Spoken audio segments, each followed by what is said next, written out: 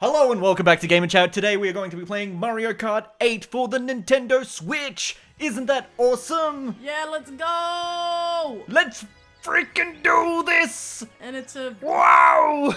We have a Let's Play channel, isn't that great? So what did you think of the Mario movie? Let's start off strong. Oh, yeah. Great movie or greatest movie? Okay, not the greatest movie. I think it was. I think it was the greatest film not of the all time. greatest film. It fucked me backwards, came in my ass.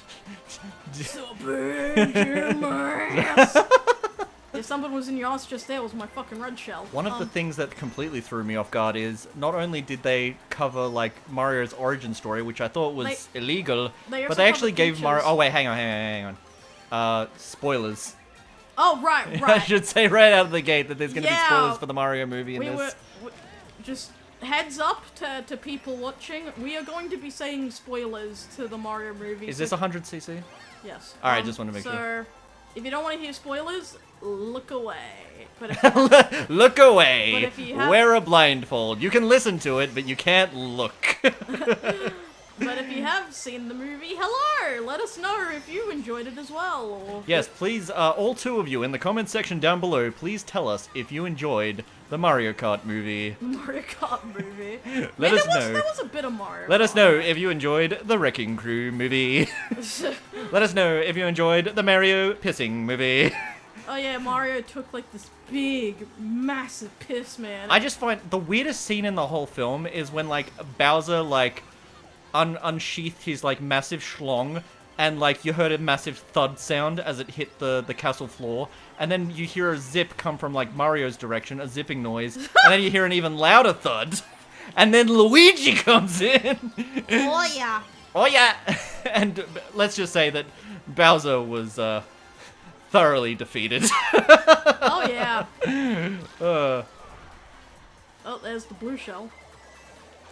Man. Okay, so I found it absolutely surprising that they allowed Mario's parents and like extended family to be on screen, because like one of the big things is that like we know absolutely nothing in all of Mario canon. We know absolutely nothing about Mario's parents, and I am the type of person who becomes thoroughly obsessed with video game lore. Yeah, not even just video game lore, just the lore of like any like. I remember when we watched series? like the Tekken Lore video.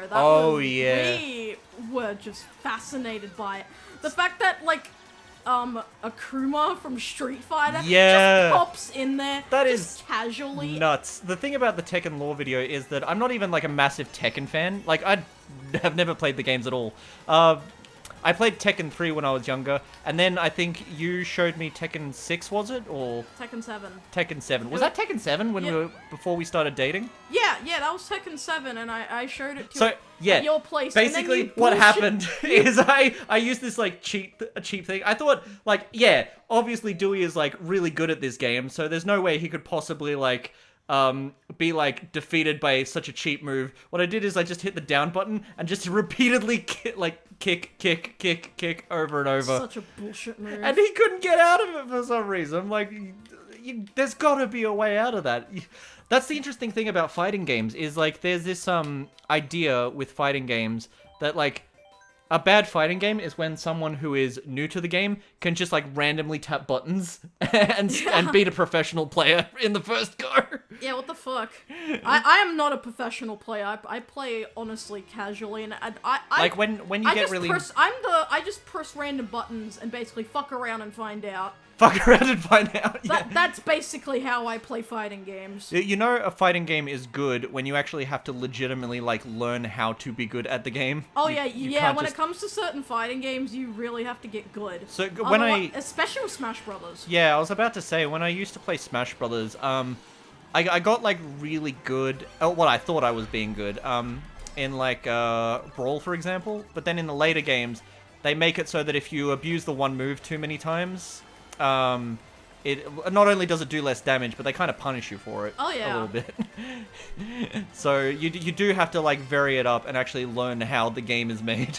Behind the scenes. You have to learn how to like combo and stuff. Like like how I'm good with Sonic, for an example. It is interesting that like Melee ended up being like the competitive game of all things, and like Melee players absolutely did not like the latest Smash Brothers games. No, they don't. I mean... They also don't like showering. Oh my god. I am surprised that people complained when Steve was added to Smash Brothers, because I was pretty certain that Smash players were into minors. Oh no! But yeah, it was very interesting getting into the Tekken Lore video, because I was looking at it over your shoulder and was just like, this isn't the type of thing that I'm typically interested in. And then I watched it because I wanted like a slightly better understanding. Wow, this Lakitu sure is taking his sweet time. I wanted a better understanding. What are you talking about? I didn't know anything about Tekken Lore. I watched the Tekken 3 like PlayStation cutscene like practically over and over on the demo disc, because remember I was a demo poor kid. discs? I do. There's this one demo disc. It was called Demo 1, and there was this like coral themed feck. There's this hey you, bitch, you can't pass me. I'm gonna get you. I'm Space Mom, I can do what I want. You are Space MILF. Rosalina the Space MILF. Rosalina the Space MILF. It was like a coral themed one, and it went like. Oh, that sounds like an aesthetic. I remember like old like in some of like the old PC games I used to play, like from Creative Wonders and all that, they'd sometimes have like a section where there's like demos of certain games, and it was so much fun. Back when I was a kid and I used to play like MS-DOS games, they would always have like a brief preview of like the next game on the same floppy disk. Oh yeah. And that was really cool. Or sometimes you'd see like there would be like no music, there'd just be this like ominous like montage of screenshots from the next game. Like if you played like, for example, let's say Monster Bash or Commander Keen, the next like Commander Keen episode would have like a bunch of like screenshots and just like no music. It was just like a quiet montage just showing like these still images from the next game. And yeah, or like the really eerie. Jumpstart preview montage where it just shows like trailers of all the different Jumpstart games. I just remembered there was this like one edutainment game that I played when I was a kid, and I was trying to figure out like, oh, what game is it? I have such a vague like memory of it. For me, it's like on r/tip of my tongue, lost media, whatever you want to call it. I couldn't remember. Doing awful. I couldn't remember what it was, and then you mentioned the name Jumpstart, and I googled it, and I was like, that's it. That's the one. You did it, baby. Yeah. That's the one. Yeah, I know too much about not all edutainment games, just like certain brands, like Creative Wonders, Humongous Entertainment. Yeah. Fuck. Fuck. That was one of the brand names. Yeah. Fuck. What games do we make? The fuck games. You. Fuck you. Meat and Fuck Kingdom on Newgrounds.com. I love that on Newgrounds how it's like, if you liked Blockhead, you might also like Meat and Fuck Kingdom. Let's see, there was Creative Wonders, Humongous Entertainment, Jumpstart. Yeah, Jumpstart. Yeah. The Reading Company that did like Read a Rabbit and shit. Oh yeah. Man, you were either a kid who loved edutainment games, or you were just wrong. You were just wrong. Yeah, exactly. And they were like really creative and fun as well. And honestly, I can see them like work as like remakes on like tablets or iPads or something. Honestly, but that ain't gonna fucking happen. There are so many times where like I look at an old game that was like popular on like MS-DOS, or even something as far back as like the Sega Genesis, and they're like simple puzzle games. And then I think like, you know what, this is literally just mobile gaming nowadays. They could totally do remakes of this stuff, and they'd probably sell like hotcakes in the mobile games market. Especially the Humongous Entertainment games. The fact they're coming on the Switch now. Yeah, it's so weird seeing like these edutainment games that I played when I was a kid. Like, what was it? There was this one that was called like I can't even remember the name of it, but there was this like mad scientist dude, and he appeared in a few games. Mad scientist. And and so there was a couple games in the series. One is where you're at a school and you have to solve a mystery, and you played as a blue guy with a big magnifying glass. And I think you filled in like words. It was like you found words and you like filled in like it's like a Mad Lib, but without the fun part. And I don't know. It was like called Midnight something. I think.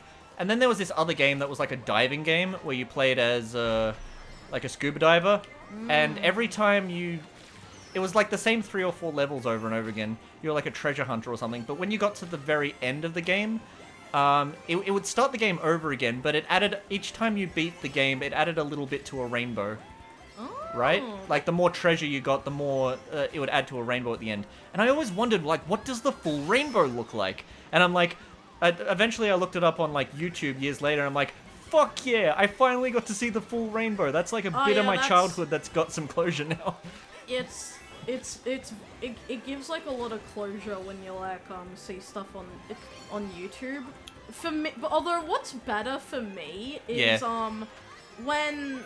Yeah, it was cool seeing, like, the final boss and stuff in Sonic Heroes on YouTube when I first discovered YouTube back in 2007. Yeah, that was great and all.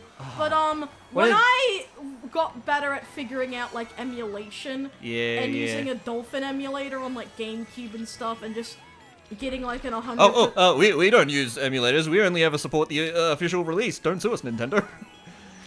Yes, I'm kidding.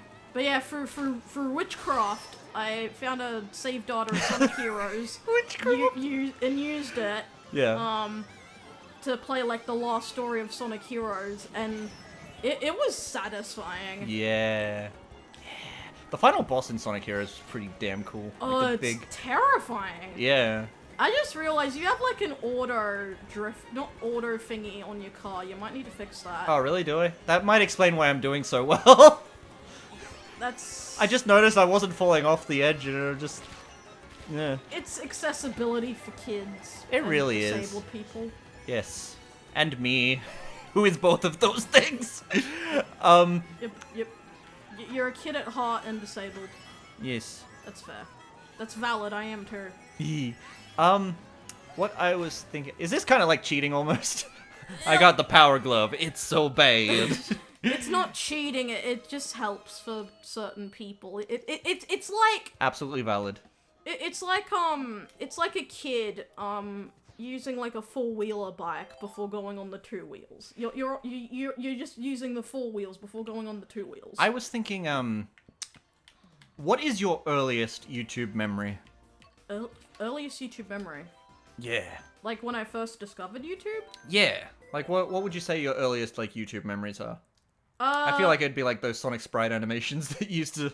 Oh yeah, by Coder17. Was that it? Yeah. That was similar to the Super Sonic show, right? Wait, no, the Sonic, Shadow, and Silver show. Yeah, the Sonic, Shadow, Silver show, where they went on like crazy adventures. SBO was like obsessed with the song Karma Chameleon, because he's also a chameleon. So Charmy was this pyromaniac that was like, fire, fire, fire, fire, fire, fire, fire is fucking awesome.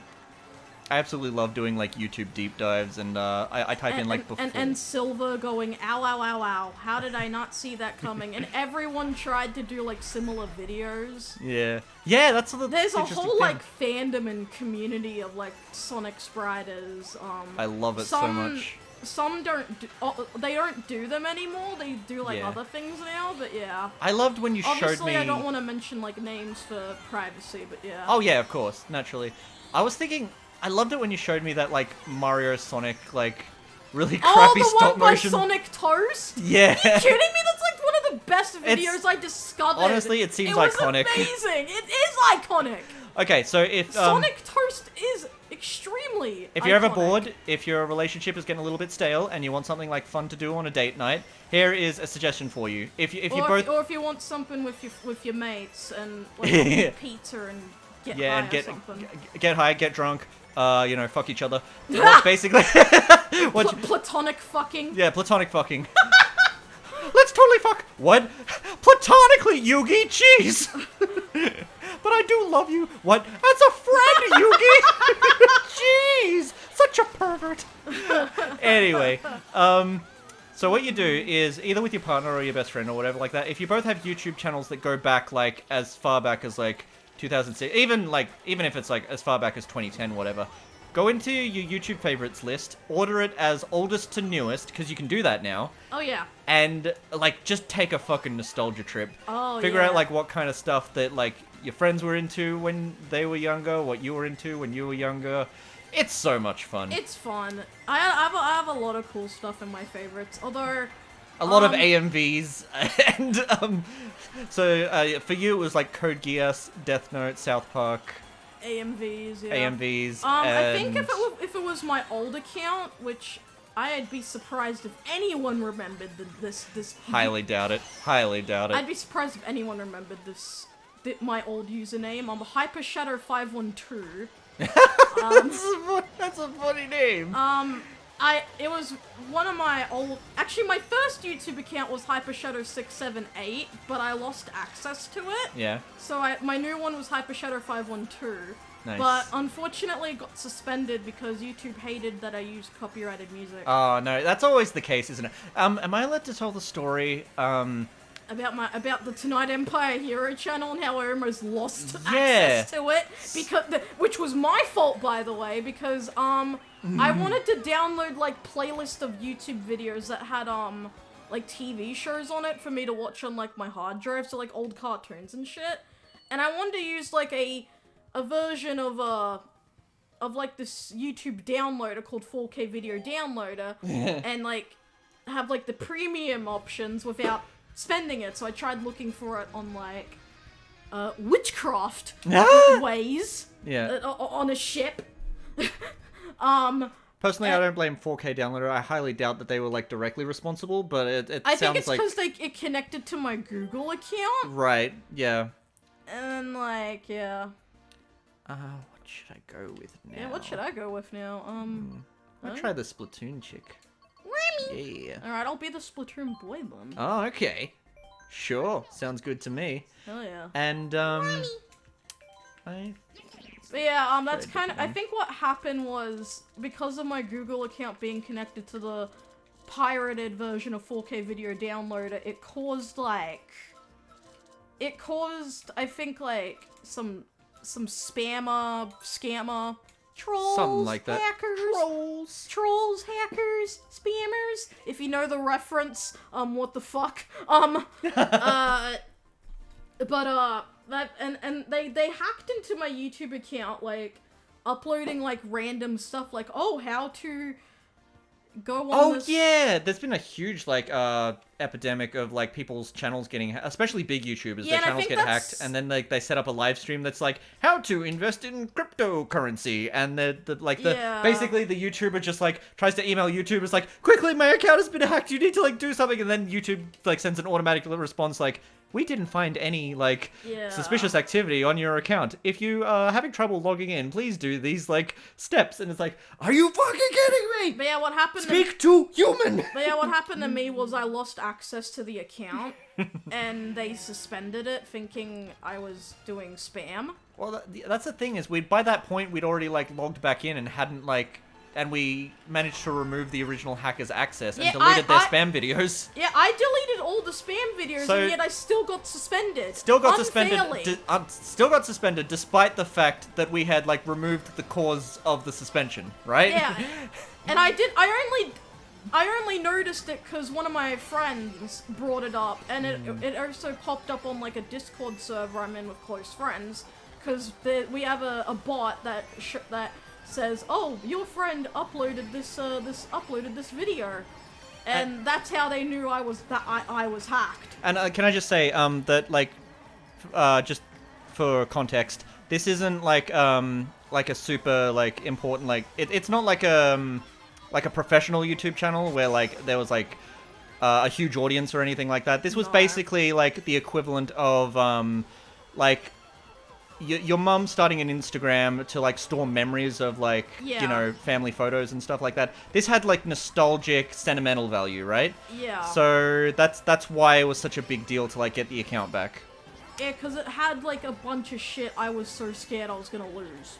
And can I just say that I kind of like appreciate the whole idea of like just having like a separate YouTube channel for just posting things that aren't meant to be seen by like a huge audience. Yeah, so for context, I have now 3 separate YouTube channels. Yeah. First one being Tonight Empire Hero.